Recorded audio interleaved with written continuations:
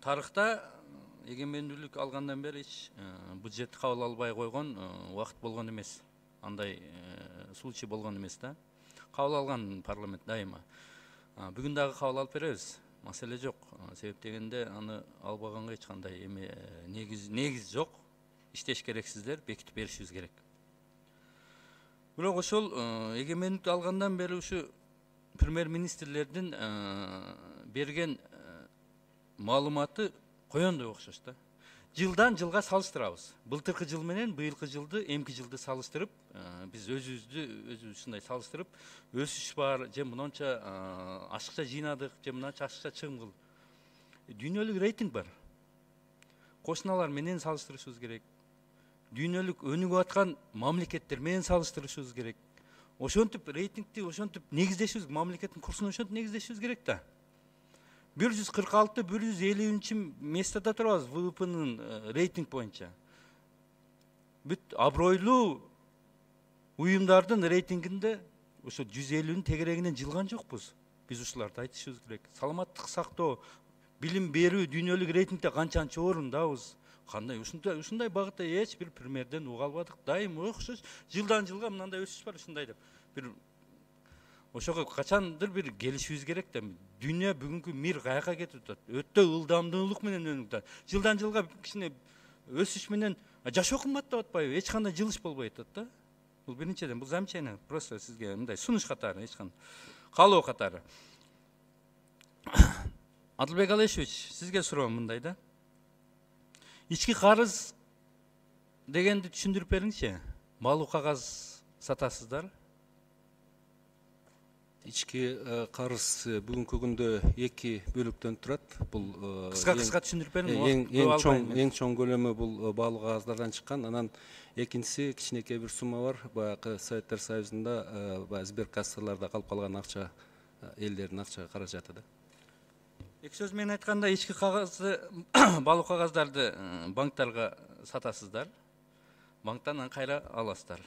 Итог ал эми бир залог деген эле да, мамлекеттин залогун коммерческий банктардан алып атабыз. Туурабы? Туура.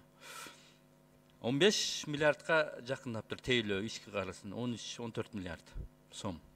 Тышкы карызды быйыл азыраак азайттык деп атасыздар. Тартыштыкты азайттык деп атасыздар. Жакшы. Ички карыз көбөйүп кетип атпайбы? Ички карыздын көбөйүшү бул аябай коркунучтуу. Себеп дегенде проценти чоң. 10%-тен 18%-ке чейин. Биз сырткы карызды 2% көп деп ызычуу кылып атабыз. 1%-тен 0,75-тен алып жүргөнбүз. 2% аябай көп деп атабыз. Сиздер бүгүн 18%-ке чейин ички карызды алып атасыздар да. Бул айласыздыктын иши болуп атат, түшүнүп атабыз. Бирок бул деген буну азайтыш керек бизде. Бул көп да. Мухаммед Дүйшөкөевич. Бул аябай коркунучтуу да бул. Абдан туура айтып атасыз, Алтынбек Турдубаевич. Негизи ички карызды алганда, менин оюм боюнча, жарандарыбыздын юридикалык жактардын өзүнүн акча каражатын тартканда бир чоң саясат жүрүш керек да. Саясат болса эл тартылат, акча каражаты көбөйөт. Акча каражаты көбөйсө биздин жанагыдай алып аткан 17-18% ылдый түшөт да, акча каражаты көп болсо. Азыр карап турсак бизде бир 2-3 эле булак бар, социалдык фонддун каражаты бар. Анан коммерциялык банктар алып калат. Анан бир юридикалык немелер бар, жактар бар. Ошолор гана. Физикалык жактарлардын катышкан процедурасын жөнөкөйлөтүшүбүз түшүш керек да биз. Биз азыр националдык банк, улуттук банкты байлап, коммерциялык банкта алар чыгып келип, анан кийин кээ бир каражаттарга, кээ бирлери ортомчулар да, посредниктер. Ошолор келип туруп анан кийин алып атат. Мына ушундай жагдайы бар, мына эми карашыбыз керек биз.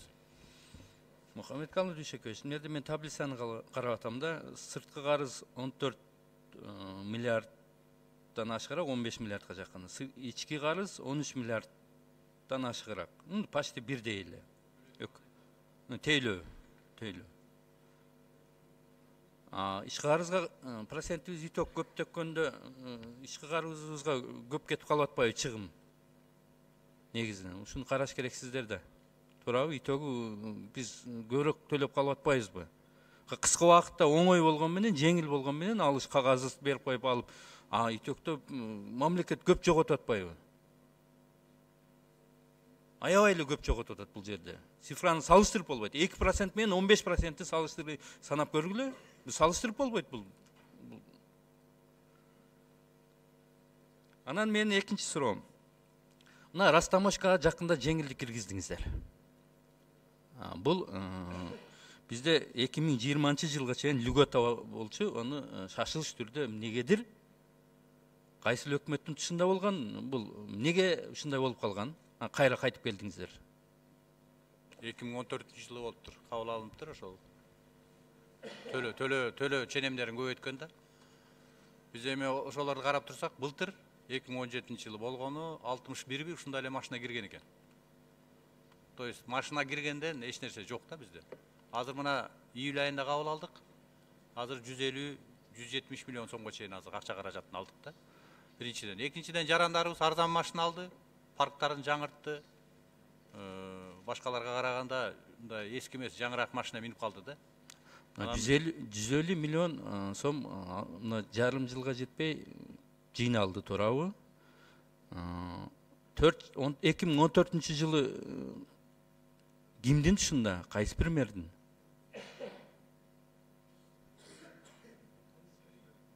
Темир Аримаевич болчу. Темир Сариевдин тушунда. Ал киши же билген эмес, же билип жасаган. Бул деген чыккынчылык болот. Билбей жасаган, билбеген киши андай жерге отурбаш керек. Канча зыян келтирип атат? Мына зыян. Элге зыян, бюджетке зыян. Иликтеш керек буну. Сотный палата, Финполиция, Генеральный прокуратура иликтегиле. Эмне үчүн биздин льготабыз бар мезгилде мына 4 жыл убакытты канча бизге ущерб болду. Мына ущерб силерге. Мына коррупция. Иликтегиле ушуну. Болбогон кичинекей иштер менен биз алек болбой, мына масштаб, мына чоң шалакылык, чыккынчылык.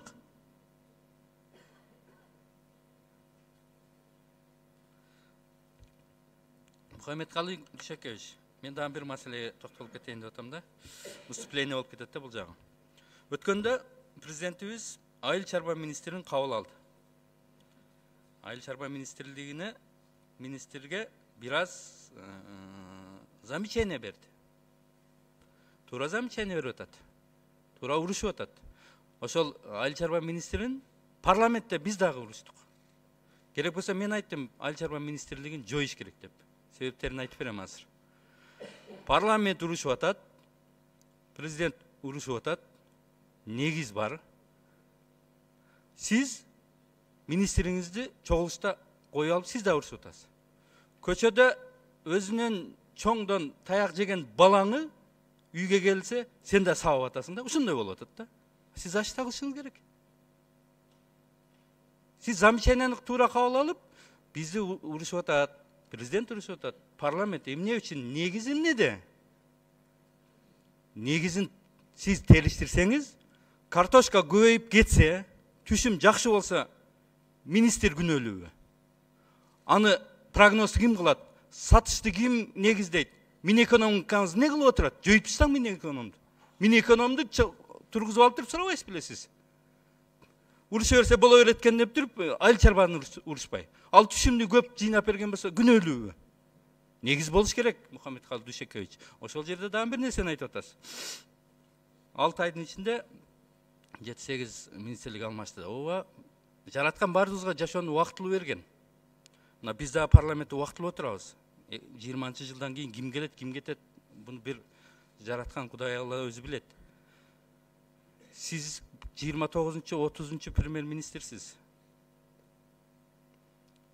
Сиз дагы канча отурганыңызды убактылуу Алла Таала өзү билет. Качан кетесиз, кандай ийгилик менен кетесиз. Эгемендик алынгандан бери 7-8 премьер-министр алмашты. Алардын тагдыры кандай болуп атат? Кээ бири түрмөдө отурса, кээ бири качып жүрөт, кээ бири элге чыга албай атат. Ошон үчүн бардыгыбызга бул убактылуу, Мухаммедкалый Дүйшөкевич. Ошон үчүн бири-бирибизди колдоп, бири-бирибизге жөлөк болуп иштеп атканда слабыйларды дебелеш туура эмес. Ошон үчүн биз бу жерде сиздин министрликтериңизди биз тепкилесек, сиз болушуп, алардын духун көтөрүп, аларга командирсиз. Сиз аларга көкүрөгүн тоса турган сиз премьер-министрсиз. Министрликтерди мен жоюш керек деп айттым. Айыл чарба министрлигинин 8 департаменти бар. Бардыгын сиз иштен алып, сиз неме кыласыз. Башка министрликтердин бардыгында ошондой. Минтранстан ошондой, мисалы үчүн. Минздравда ошондой. Булардын өзүнө бериңиз, анан талап кылыңыз. Минсельхоз не кылсын? Департаменттер өздөрүнчө бардыгы өзү сиз менен жөн эле отурат, свадебный генерал. Ошон үчүн жоюп сал деп атам мен.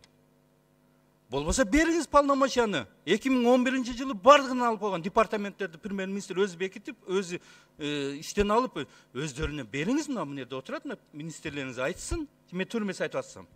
Бериңиз, анан талап кылыңыз. Аз кантип талап кыласыздар булар? Анда бардыгын өкмөт тейлеген болсо, булардын аппараттын не кереги бар министрликтердин? Жүздөн кишини кармап алар содержать этип. Жоюп ташташ керек. Департаменттер менен прямой иштешиш керек анда. Бул болгон бүгүнкү мына туура эмес айтып атсам, мына министрлериңиз айтышсын. Мухаммед Халил Дүйшөкөевич. Рахмат.